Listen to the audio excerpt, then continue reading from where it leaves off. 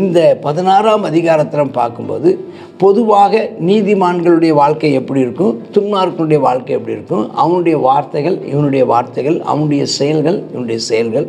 சில நேரத்தில் நீதிமானுடைய செயலும் துன்மார்க்கனுடைய செயலும் ஒன்று போல இருந்தாலும் அவர்களுடைய சிந்தனையில் அவங்களுடைய உள் அர்த்தங்கள், அவங்களுடையதான ஆவி அவங்களுடையதான உள் நோக்கம் வேறுபடுவதை பார்க்கலாம். செயல் ஒன்று போல இருந்தாலும் வார்த்தை ஒன்று போல இருந்தாலும் ஆண்டவர் எதை பார்க்கிறார் என்றால் அவனுடைய உள்ளத்தையும் உள்ளந்திரியங்களையும் நோக்கத்தையும் உள் நோக்கத்தையும் ஆண்டவர் பார்த்து அதை நிறுத்து பார்த்து அவன் நீதிமானா துன்மார்க்கனா என்று ஆண்டவரே அவன் தீர்மானிக்கிறார் என்பதை பார்க்கிறோம். சொல்லியே சுவை பாடுவோம், நன்மை செய்த அவரை நினைப்போ. நன்றி சொல்லியே சுவை பாடுவோம், நன்மை செய்த அவரை நினைப்போ. நன்றி சொல்லுவோம், நன்றி சொல்லுவோம், நாள்தோறும் அவரை துதிப்போ.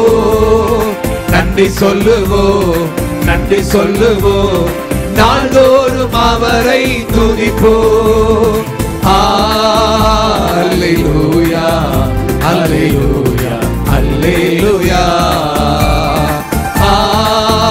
அல்லேலூயா அல்லேலூயா அல்லேலூயா. சமாதானம் சந்தோஷம் தந்தி உமக்கு நன்றி, உமக்கு நன்றி. சாத்தானை மேற்கொள்ள செய்தி உமக்கு நன்றி, உமக்கு நன்றி. சமாதானம் சந்தோஷம் தந்தி உமக்கு நன்றி, உமக்கு நன்றி. சாத்தானை மேற்கொள்ள செய்தி உமக்கு நன்றி, உமக்கு நன்றி. துன்பம் ஆகி காத்தி உமக்கு நன்றி, உமக்கு நன்றி. துயரம் அதை நீக்கினி உமக்கு நன்றி, உமக்கு நன்றி. துன்பம் அதை காத்தி உமக்கு நன்றி, உமக்கு நன்றி. துயரம் அதை நீக்கினி உமக்கு நன்றி, உமக்கு நன்றி. அல்லேலூயா அல்லேலூயா அல்லேலூயா அல்லேலூயா அல்லேலூயா அல்லேலூயா. கர்த்தருடைய பரிசுத்த நாமத்திற்கு மகிமை உண்டாவதாக. வாருங்கள், கர்த்தராகிய இயேசு கிறிஸ்துவின் நாமத்தினாலே உங்களை நான் வரவேற்கிறேன். இன்றைக்கும் நீதிமொழிகள் 16ஆம் அதிகாரத்தை நாம் தியானிப்போமாக. மனதின் யோசனைகள் மனுஷனுடையது, நாவின் பிரதியுத்தரம் கர்த்தரால் வரும். அதாவது நீங்கள் யோசனை கர்த்தருடையது, வாயின் வார்த்தைன்னு இல்லை. அது எப்படி அதை புரிஞ்சுக்கணுன்னா, ஜனங்கள் திட்டமிடுகின்றனர், ஆனால் காரியங்களை நிறைவேற செய்கிறவரோ கர்த்தர். நாவின் பிரதியுத்தரம் அப்படிங்கிறப்ப காரியத்தின் விளைவு கர்த்தரால் வரும். யோசனை நம்ம யோசிக்கிறோம், ஆனால் விளைவு யாரால் வருமா? கர்த்தரால் வரும். மனுஷனுடைய வழிகள் எல்லாம் அவன் பார்வைக்கு சுத்தமானவைகள். அவன் எல்லாம் நம்ம பார்வைக்கு அவன் ஒருத்தன் செய்கிறதெல்லாம் நமக்கு சரின்னு நினச்சிட்ருக்குறோம். ஆனால் கர்த்தரும் ஆவிகளை என்ன காரணத்துக்காக செய்தான், அது உள் நோக்கம் என்ன, பின்னால் இருக்கிற ஆவி என்ன, பின்னால் இருக்கிறதான அந்த உள் நோக்கம் என்ன என்பதை ஆண்டவன் நிறுத்து பார்க்குறாராம். நீ வெளிப்பிரகாரம் செயலை பார்த்து ஏமாந்துடாதீங்க. ஒருவனுடையதான வார்த்தையை வச்சோ ஒருத்தனுடைய செயலை வச்சோ ஒரு ஆளை தீர்மானிக்காதீங்க. அவன் எதுக்காக இந்த வார்த்தையை பேசுகிறான், எதுக்காக இந்த செயலை தாக்குறான், why he do is, why he speak this, ஏன் இப்படி பேசுகிறான், ஏன் இப்படி நடந்துக்கிறான், அது நல்லதோ கெட்டதோ, அது பின்னால் இருக்கிறதான அந்த நியாயங்களையும் காரணங்களையும் ஆண்டவர் நிறுத்து பார்க்கிறார். சரி, உன் செய்கைகளை கர்த்தருக்கு ஒப்புவி, அப்பொழுது உன் யோசனைகள் உறுதிப்படும். ஆண்டவர்கிட்ட எல்லாம் ஒப்பு கொடுத்துரு, அப்போ சரியாக இருக்கும். நீதிமான் கர்த்தரிடத்தில் எல்லாவற்றையும் ஒப்பு கொடுப்பான். நீதிமான் நல்ல சிந்தனை உள்ளவன். கர்த்தர் சகலத்தையும் தமக்குன்னு படைத்தாராம். ஆமாம், ஆனால் தீங்கு நாளுக்காக துன்மார்க்கனை உண்டாக்கினாராம். துன்மார்க்கனுக்கும் ஒரு நாளை வச்சுருக்கிறார். தீங்கு நாளுக்காக இல்லை, துன்மார்க்கனுக்கென்றும் என்ன செஞ்சுருக்காரு? ஆமாம், அவர் ஒரு நாளை வச்சுருக்கிறார். தீங்கு நாளுக்காக துன்மார்க்கன் இல்லை. ஆமாம், துன்மார்க்கனுக்காக என்ன செய்யுது? தீங்கு நாட்களும் இருக்குது. எச்சரிக்கையாக இருங்க, எச்சரிக்கையாக இருக்கணும். கர்த்தர் எல்லாவற்றையும் நீதிமான்களுக்காக படைத்தார். மேட்டிமை உள்ளவன் அவன் தான் துன்மார்க்கன். அவன் கர்த்தருக்கு அருவருப்பானவன். அவன் கையோடே கை கோர்த்தாலும், அதாவது அவன் மற்றவர்களோட சிறந்தவன் நினைக்கிறவன் கர்த்தர் வெறுக்கிறாரா? அந்த பெருமை குழுவில் கண்டிப்பாக 2 பேரை சேர்ந்தாலும் தண்டனைக்கு தப்ப மாட்டான். 6ஆம் வசனம், கிருபையினாலும் சத்தியத்தினாலும் பாவ நிவர்த்தியாகும். கர்த்தருக்கு பயப்படுவதனால் மனுஷர் தீமையை விட்டு விலகுவாங்களாம். அப்போ கிருபையினாலும் சத்தியத்தினால், இந்த வசனம் யோவான் எழுதின 1ஆம் அதிகாரத்தில் சொல்லப்பட்டிருக்குது. அவர் இயேசு கிறிஸ்துவை பற்றி சொல்லும்போது, அவர் கிருபையினாலும் சத்தியத்தினால் நிறைந்தவராய் நமக்குள்ளே வாசம் பண்ணினார். எதற்காக? பாவத்தை நிவர்த்தி செய்வதற்காக. அப்போ கர்த்தருக்கு பயந்து, இங்கே கர்த்தர் பயந்து கர்த்தரை மதிக்கிறவங்க தீமையை விட்டு விலகுவாங்களாம்.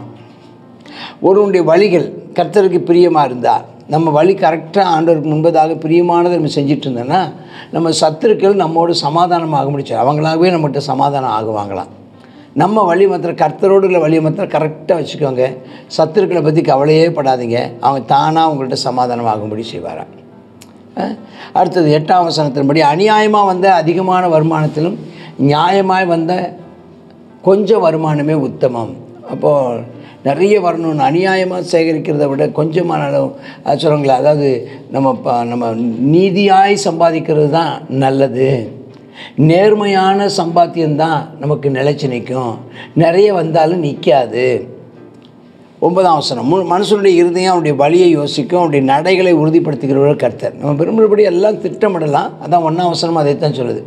ஆனால் கர்த்தர் தான் நம்ம வழியை என்ன செய்யணுமா?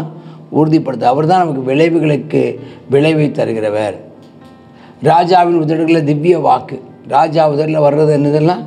ஆமாம், அவன் வாக்கு, அதான் திவ்ய வாக்கு, அதான் வேத வாக்கு சொல்கிறாங்கல்ல. ராஜா வச்சது தான் வேத வாக்கு, அதான் சட்டம். நியாயத்தில் அவன் வாய் தவறாது, அவன் சரியான முடிவு எடுக்கிறவனாக இருக்கணுமா. சுமுத்திரையான நிறைகோடும் தராசும். அப்போ நீதிமான்களுக்கு சுமுத்திரையான எல்லாம் சரியாக இருக்கணும். பையலுக்கு நிறைகள் எல்லாம் இந்த கள்ளக்கணக்கு எழுதவும் கூடாது, கள்ளத்தனமான நிறையும் இருக்கக்கூடாது. அளவுகளும் எடைகளும் எல்லாம் நேர்மையாக இருக்கணும், நீதி உள்ளவளாக இருக்கணும். அநியாயம் செய்கிறது ராஜாக்களுக்கு அருவருப்பு. நீதி தான் சிங்காசனத்தை வலுவுள்ளதாக்கும். அப்போ நீதி தான் முக்கியம். அநியாயம் செய்கிறவன் நிலைச்சிருக்க முடியாது, நீதி செய்கிறவன் நிலைச்சிருப்பான். நீதி உள்ள உதடுகள் ராஜாக்களுக்கு பிரியம். நிதானமாக பேசுங்க, ராஜாக்கள் பிரியப்படுவாங்க. இந்த நிதானமாக பேசணும்னு என்ன அர்த்தம்னா, பொய் சொல்லாமல் இருக்கணும், பொய் சொல்லக்கூடாது. பொய் சொன்னால் ஆமாம் அவங்களுக்கு பிடிக்காது. பொய் சொல்கிறவர்கள் நிற்க மாட்டாங்க, உண்மை பேசுகிறவன் நிலைத்திருப்பான். ராஜாவின் கோபம் மரண தூதனுக்கு. ராஜாவுக்கு கோபம் வந்துருச்சுன்னா அவ்வளோதான், மரணமே நேரிடும். ஆனால் ஞானம் உள்ளவன் நீதிமான்களோ அவன் எப்போ மகிழ்ச்சியானவைகளே பேசுவான், மகிழ்ச்சியானவைகளை செய்வான். ராஜாவுக்கு டென்ஷனை கொடுக்க மாட்டான், ராஜாவுக்கு கோபத்தை உண்டாக்க மாட்டான். 15, ராஜா முகக்கலையில் ஜீவன் உண்டு. அவன் மகிழ்ச்சியாக இருந்தால் எல்லாரும் நல்லா இருப்பாங்க. ராஜா நல்லா இருந்தால் உலக மக்கள் அவன் குடிகளும் நல்லா இருப்பாங்க. அவனுடைய தயை பின்மாறி பெய்யும் மேகத்தை போல இருக்கும்.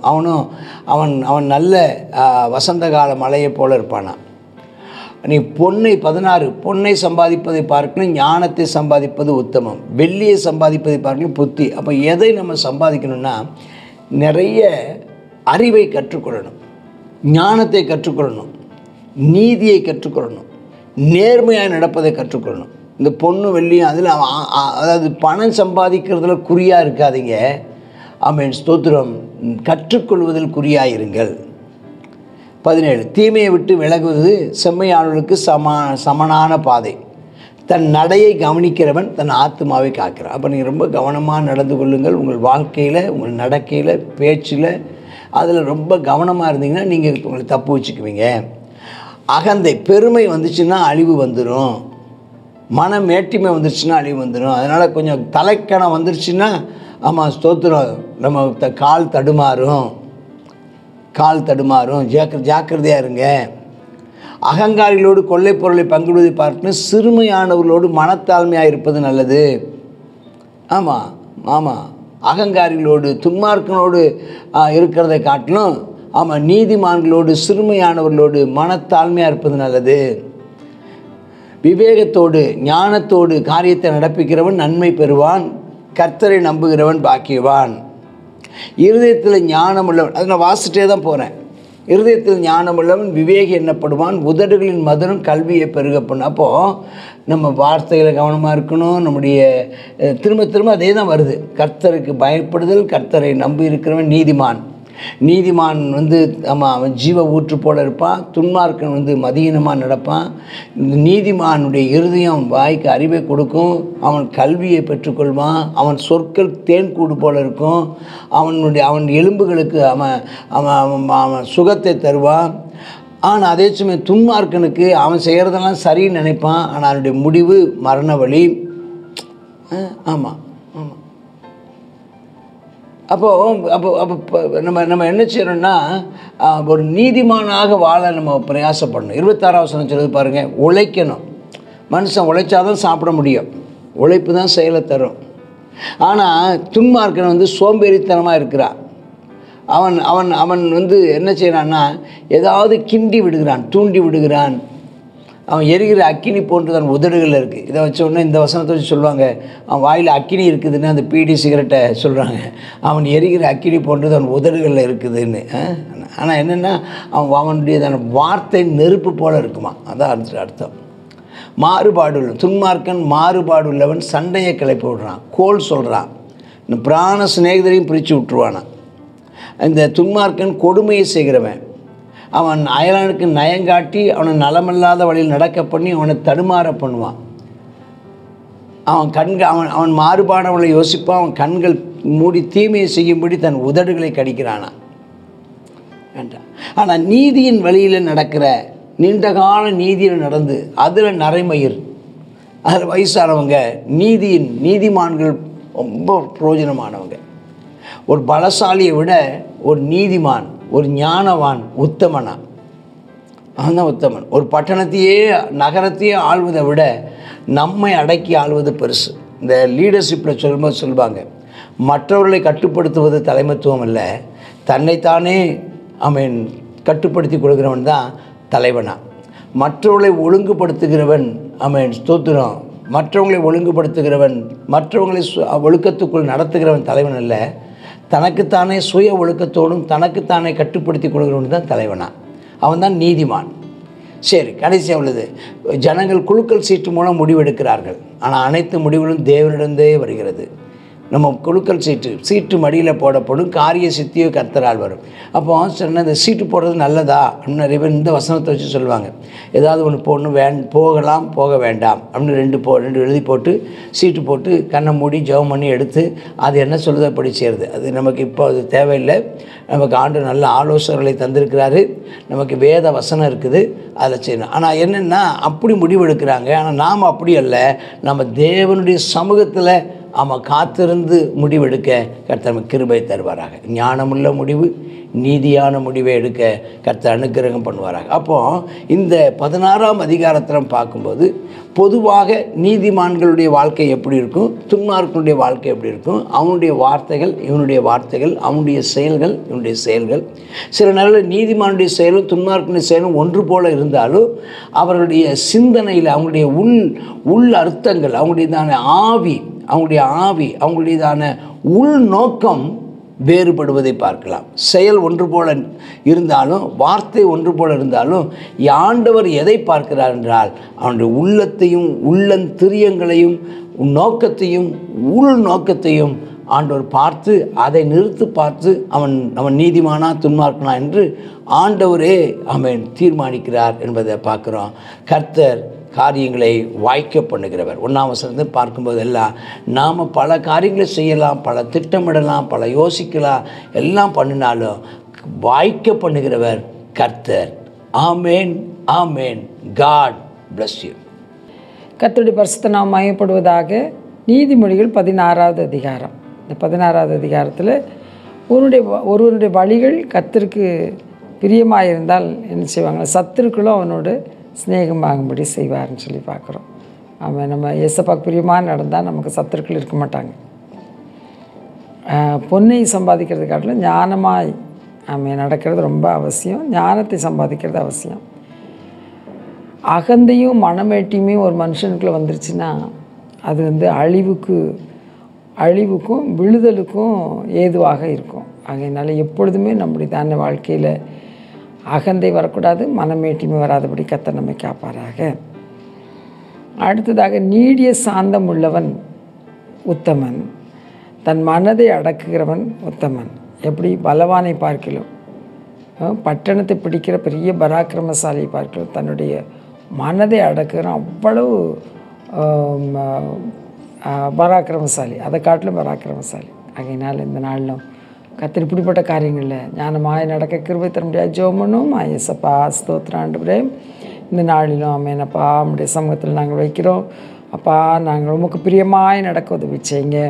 ஞானத்தை அப்பா ஆமெனப்பா சம்பாதிக்க ஆமென் தேவனே அப்பா ஞானத்தின் வழிகளில் நடக்க எங்களுக்கு நீர் கிருபை தர வேண்டுமாய் ஜெபிக்கிறோம்.